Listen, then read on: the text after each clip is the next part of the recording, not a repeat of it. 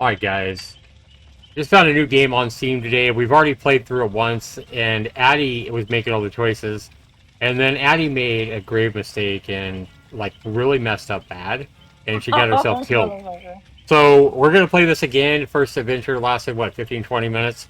Pretty cool. I love the writing in this game. It has stats and stuff like that. So, basically, it's like a text-based RPG game with really good rating. And it's only $5. So, I think it's definitely worth the $5. I'm curious to see how long it is if you win. It doesn't look like it has a ton of replayability is a bad thing, but probably worth the $5 depending on how long it takes to get through the game, how many different endings there are, whatever. But I just love the writing, and I think it's worth the $5 just for that. So I'll have the link down to this down below. But we're gonna go ahead and play this again. A Bloodwood Dungeon. It's a detailed, gritty, text-based fantasy RPG. It does have AI drawn art, but the writing is definitely not AI. It's definitely well done writing. So we're going to go ahead and play this again. Addie will be making the choices. Let's see if she can. Basically, what you have to do is you. Well, I'll show you. I'll just read it again. So let's do this. We have Dead by Daylight sound in the background, but that'll only add to the atmosphere, right? I was gonna say the fire snapping and everything does good. Yeah. So we're waiting for the game to load. And Bloodwood Dungeon, we're going to go into a new game. You do have settings and everything like that. So when you come in here, you have your story, you have your players. So it gives you, it looks like it might give you the same stats every game because it's the same stats you had last time. You start off with a simple leather tunic. No weapons or miscellaneous. You got to find that stuff.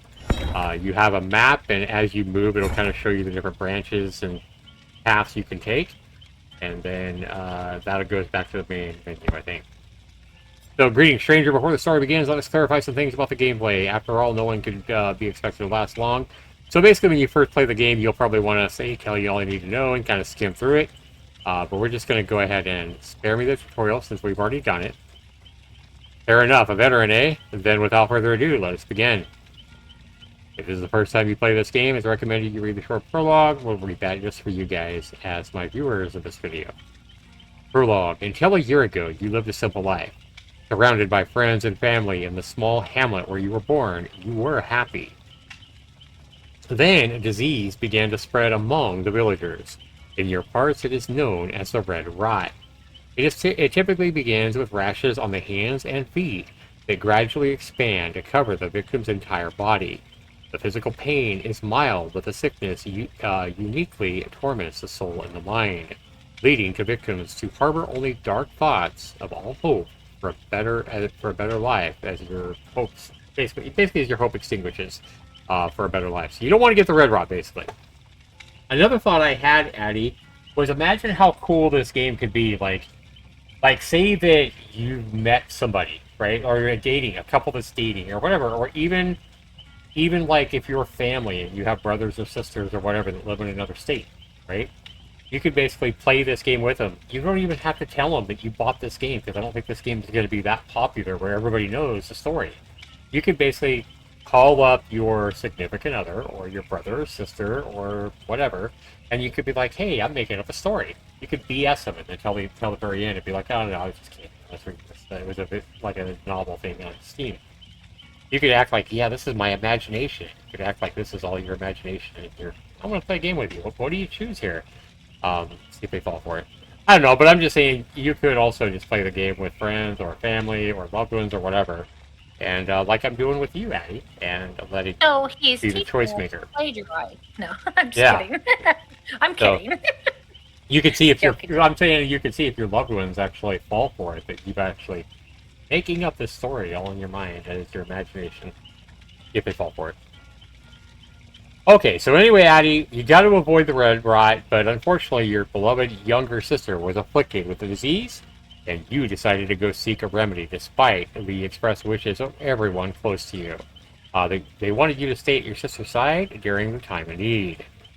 20 days to the north lies Bloodwood, a large forest shrouded in legend. It is rumored that a witch lives there, and she's so wise that there is no affliction that she cannot cure, as long as you're prepared to pay her steep price.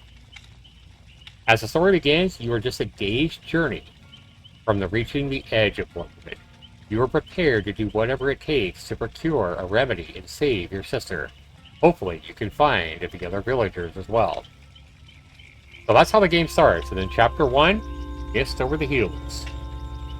Judging from the cloudy sky, it will be pitch black night. Within just a few hours till sunset, fear is tying your stomach into a knot. You need to find some sort of shelter. I do like the music that it has. I can hear the music now. I didn't hear this music last time, I don't think. Bloodwood, your destination should be just one day to the north.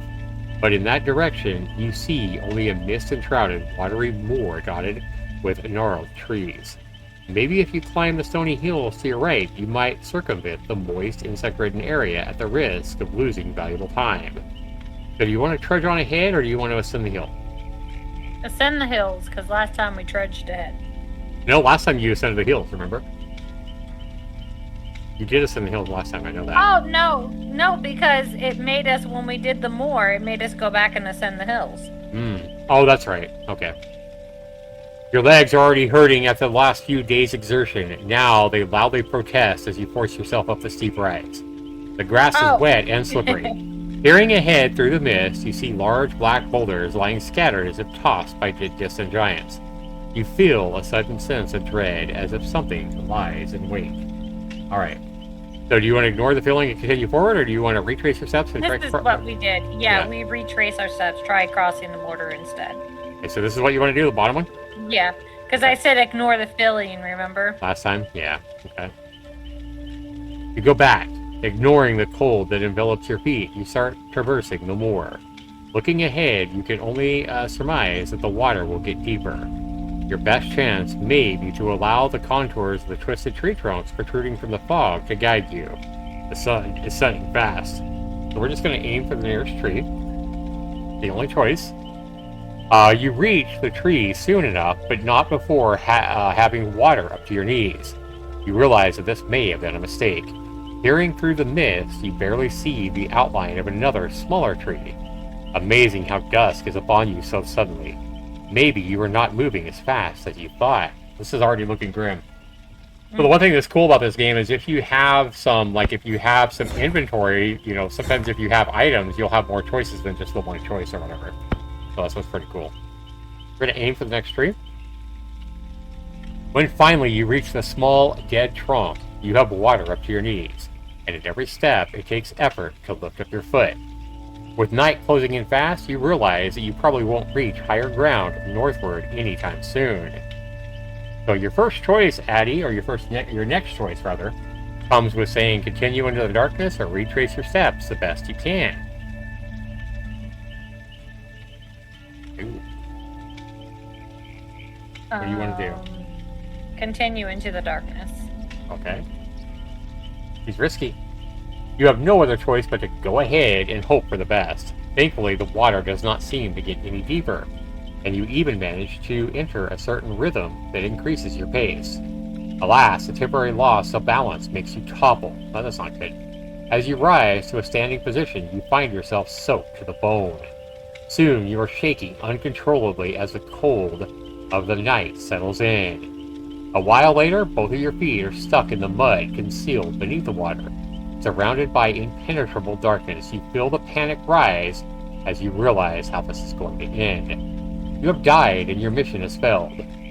You have 0 hit points, Addie, but you have 19 gold. How do you feel about that? I'm dead. I don't feel nothing. Well, I'm asking you how you feel about the way the story ended.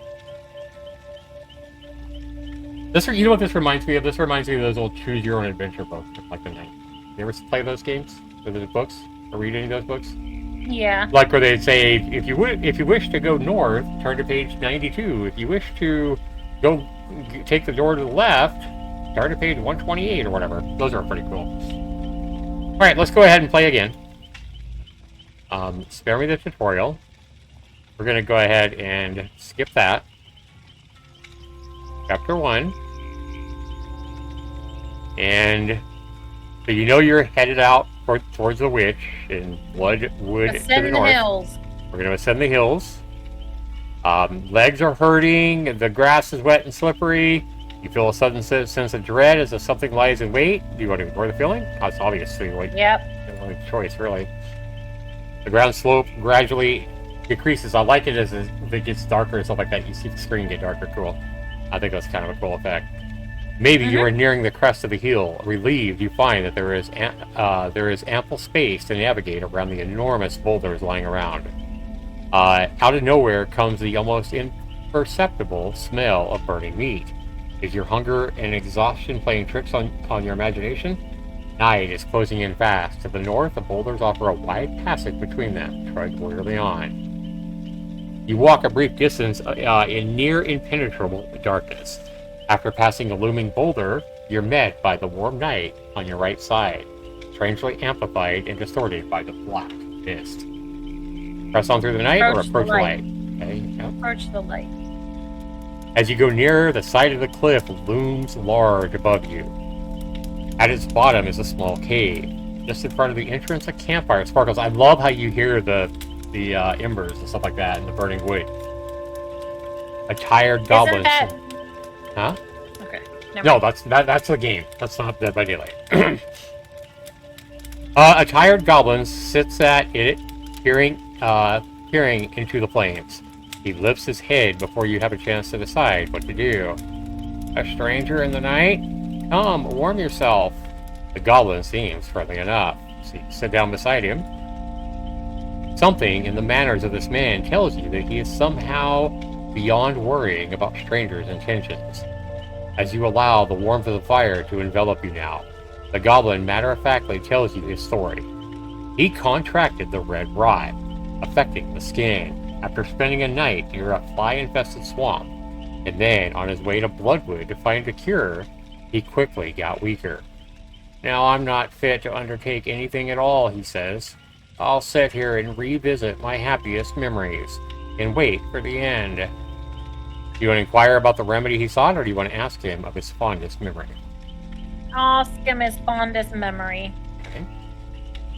Maybe he'll tell us a way out of here. I really can't say. The goblin is silent for a long time, staring into the fire. Once, when we were small, my sister and I sat listening to the patter of raindrops against the roof. You have your own similar memory, but you keep your silence. The goblin generously offers you to spend the night beside the fire, which you gratefully accept. The next morning, you wake up early and bid the goblin farewell. Continue on your journey is the only option. The mist is now gone. The lead-gray clouds still form a compact lid across the sky, but at least your surroundings appear with crystal sharpness. You can only see as far ahead as the next group of boulders. These are more frequent now, and you start having trouble finding your way around them. Suddenly, you find every way forward blocked. Only a narrow opening between two rough stones leads northwest.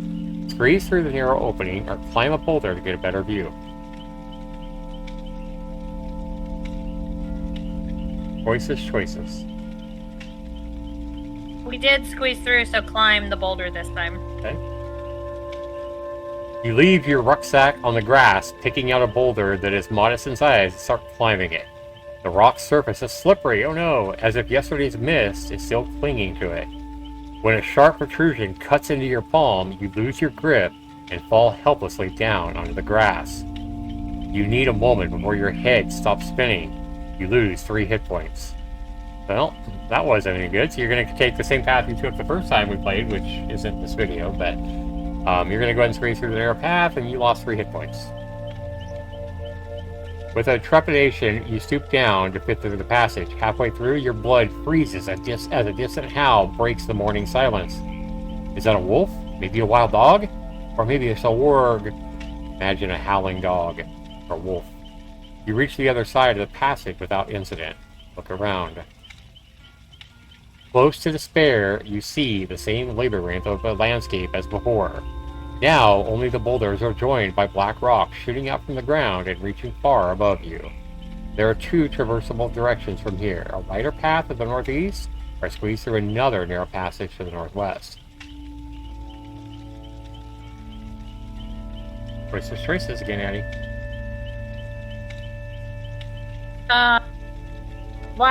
let's do enter the wider passage to the northeast. As you come out the other side of the passage, you find yourself in a small clearing of sorts surrounded by boulders and rocks, spread out over the ground are the remains of a traveler's camp. There might be something here that could be of use. Examine the remains of a campfire, go through the clothes strewn about. Approach what... Go through the clothes. Go through the clothes, okay? Either the camp was scavenged by animals or something worse happened here, but the belongings of the camp's residents are scattered over the whole clearing.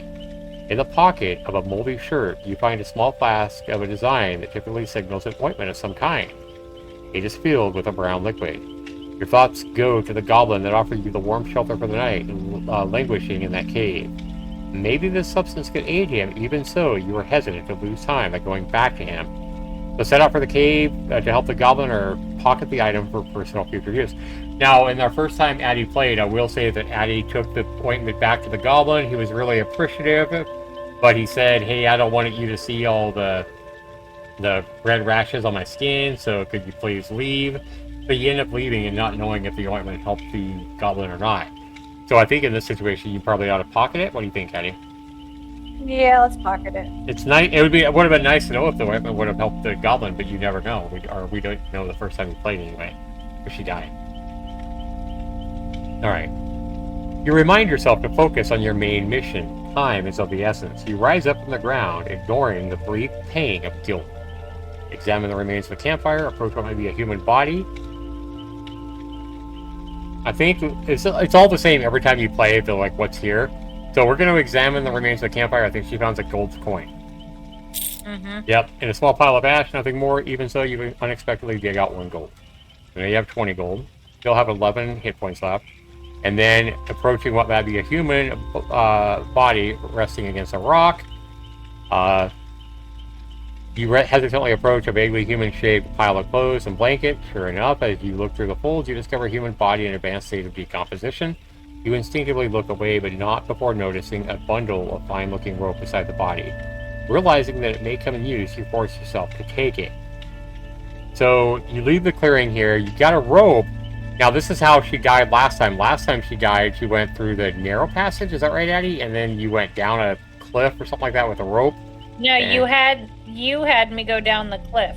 Yeah, we don't want to do that this time, because that's how you died. You end up falling. Yep. Squeeze through the narrow passage. Yeah.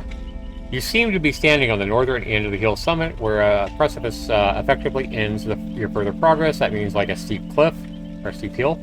From this vantage point, ironically, the black treetops of Bloodwood are clearly visible, filling the horizon. Carefully looking over the precipice, you see the grassy ground a long way down. So this is how she dies. If you do this, you're going to die. Think of a way to use the rope or go back southeast. Probably this one, you think? Think of a way to use the rope? Because otherwise you're just going back to where you was. Really the only other option here where you're not going to die. You do have a large bundle of rope. You could probably climb down all the way to the ground far below. If only there were a tree. If only there was a tree to tie this to. Then, in a flash of inspiration, you realize you could drag the rope around a large nearby boulder and tie it there. This solution will significantly reduce the rope's effective length, but you will just have to hope for the best. Oh, okay, so I didn't even see that. I thought we were using the rope last time we went down. Yeah, I thought we were automatically using the rope. No, you have to actually choose to use the rope. Okay. Fasten the rope and climb down. That makes sense. What if the rope is not strong enough to hold your weight? With some trepidation, you execute your plan. After a surprisingly quick descent, you place your feet firmly at the foot of the hillside. The rope, however, will have to be abandoned, hanging down from far above. Look around. Straight north is a brooding tangle of trees that is Bloodwood. Oh, you're already there. You should be able to reach it before it's noon. However, you decide to circumvent the treacherous, uneven ground in that direction by going east along the foot of the cliff until you reach heath stretching all the way to the forest. There is a short bark from somewhere near. Continue along your chosen route. With a sense of relief, you soon reach the grass-covered area that will take you all the way to the forest. It will be easy going from here on. Then, suddenly, a murderous growl to your right makes your heart sink. Oh no. Ah! You lock eyes with a wild dog perched atop the protrusion on the side of the cliff. The situation you are in is made plain by the scared yelps of the cubs huddling on the ground below. The protecting mother jumps you. Due to the suddenness of the attack, she gains a tactics score of 3. You only have one choice to fight. He has 17 health. Losing that 3 health is not going to help your matter here. I hope you don't die. So, remember, strength is how hard you hit. Fighting is basically your chance to hit. He has a lot higher chance to hit you than you have to hit it. But you have a higher armor than him, barely. So this is going to be... I'm scared. Fight. Alright. In total, 14 to 14. Like I said, it's going to be a close fight. We haven't had a fight yet. So, we didn't have a fight in the game. No one hits. Fight again. Oh no. You in total 5, in total, so basically 15. You were hit by the wild dog. You lost 2 more health. Opponent strength 3, enemies luck 2, your armor 3, total damage done to you 3 plus 2. Minus the 3 is 2. Lose 2 hit points, okay. You manage to create some distance between you and your attacker. The dog barks furiously at you and jumps at you again. You were better prepared this time around. Alright, you were hit by the wild dog again. Because he had... So this is like dice rolls, basically. Okay. I think it would be cooler if they actually showed dice rolling or something like that, or you had a chance to roll some dice. You're hit by the wild dog. Opponent strength 3, enemy's luck 6, your armor 3. You took 6 hit points because of his luck this time? Damn. You're down to 3 hit points, Eddie. The dog jumps to the side and positions itself between you and the cubs.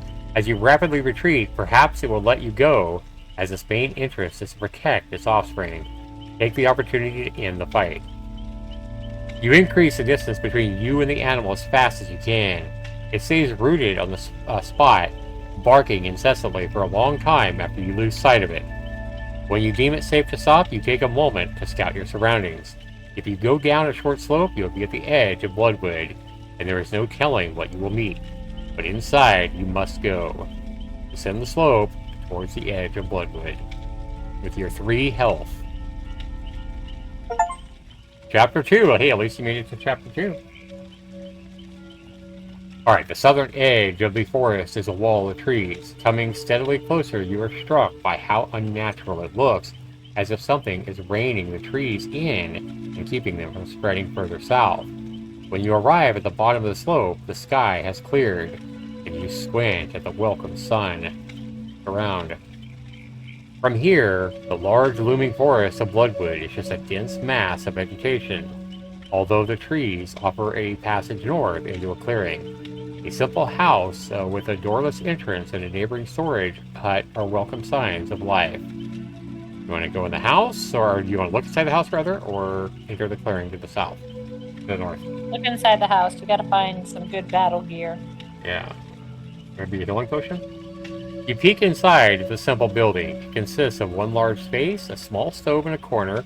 A number of daily bowls are placed in the rough wooden floor.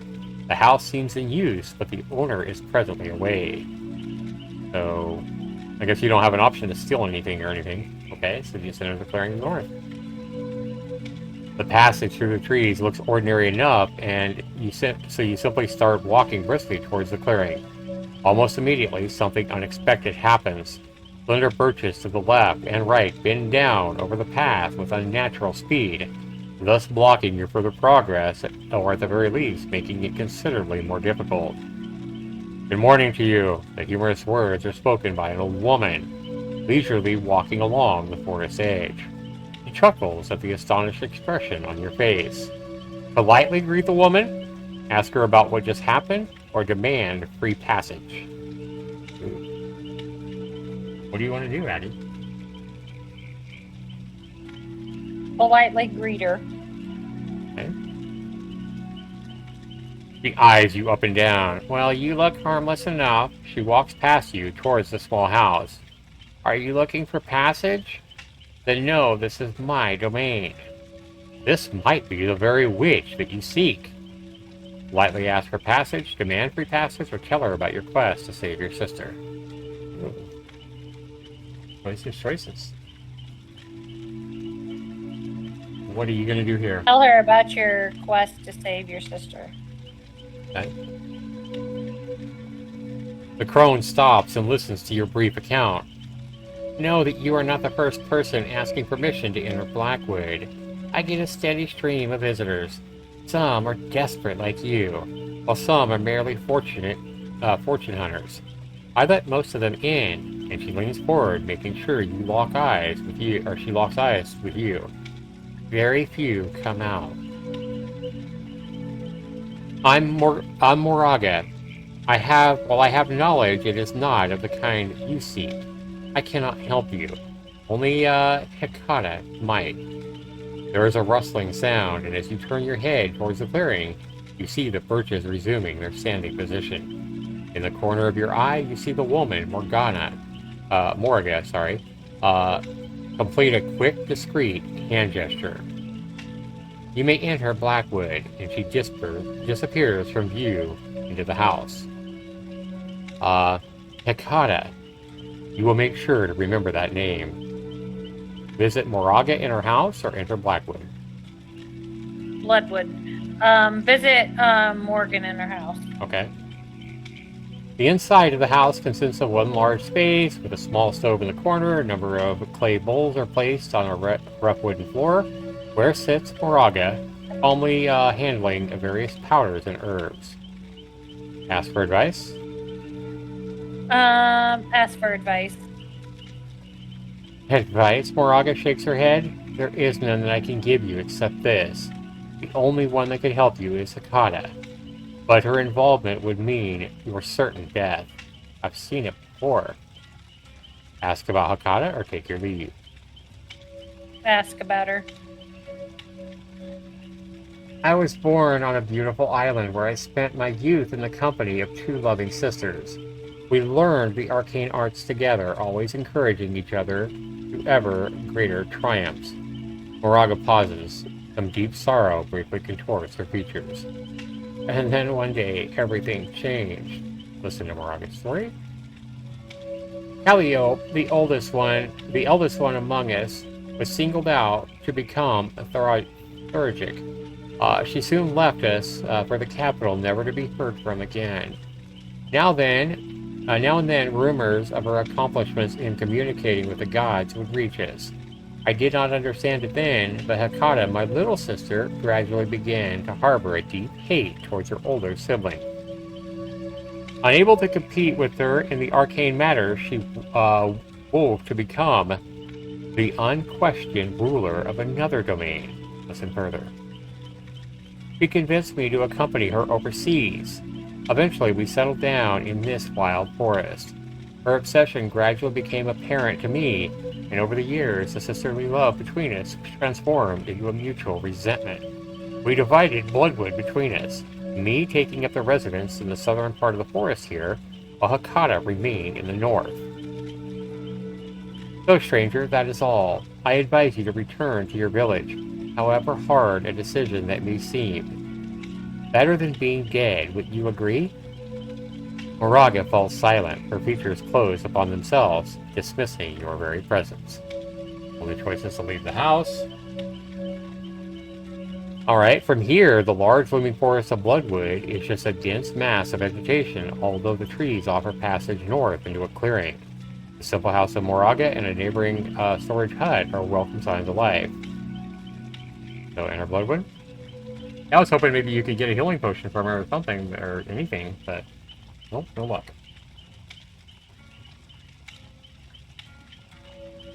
You want to enter Bloodwood then, Addie? Yeah, go ahead. Enter Bloodwood. Yeah. The serene beauty of this small clearing, surrounded by a dense wall of trees, makes you forget about Bloodwood's reputation as a death trap for a moment. Between the trunks to the northeast, you can just make out a wide, well-trodden path, while an opening to the south leads out of the forest. Barely noticeable through the undergrowth, through the northwest leads a tunnel of sorts that you could probably enter on your hands and knees. Go northeast to the forest trail, go south out of the woods, or enter the tunnel through the undergrowth leading northwest. Enter the tunnel. Ooh. Ew. In this narrow passage leading under the thorny bushes and over twisted roots, you can only move one limb at a time, making for a very slow journey. Insects buzz in your ear and centipedes scurry over your body. Crawl northwest or crawl southeast?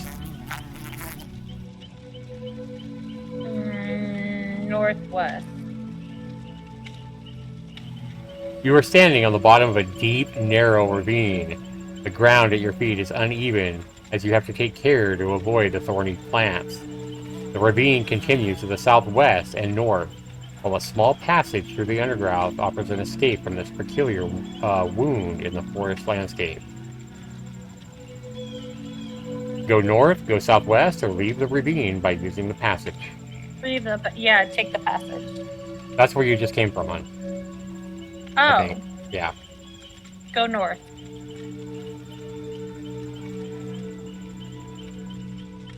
A hideous stench fills this part of the ravine. Further north, the view is obscured by heavy vapors filling the space between the ravine walls. They look poisonous enough, but if you take a deep breath here, where the air is relatively clear, it might sustain you until you emerge on the other side. Oh, Jesus.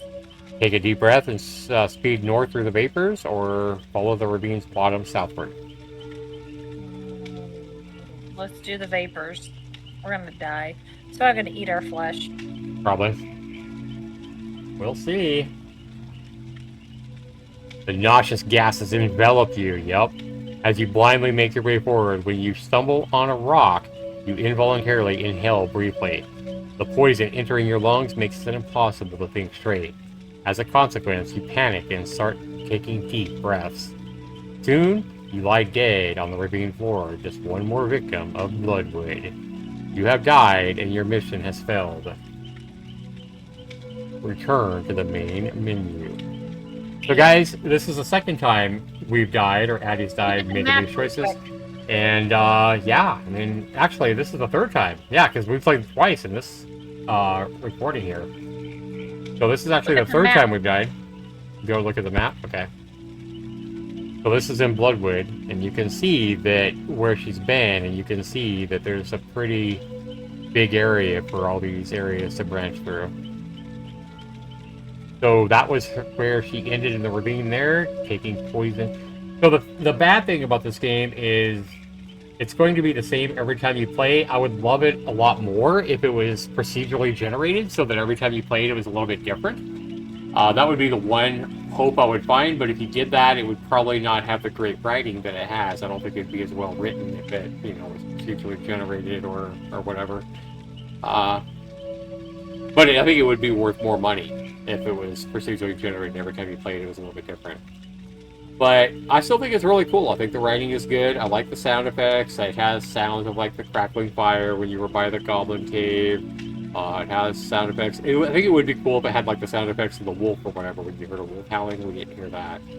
But the music is nice and well done. The writing is well done. The art, even though it's AI generated, according to the Steam page, is well done. I think.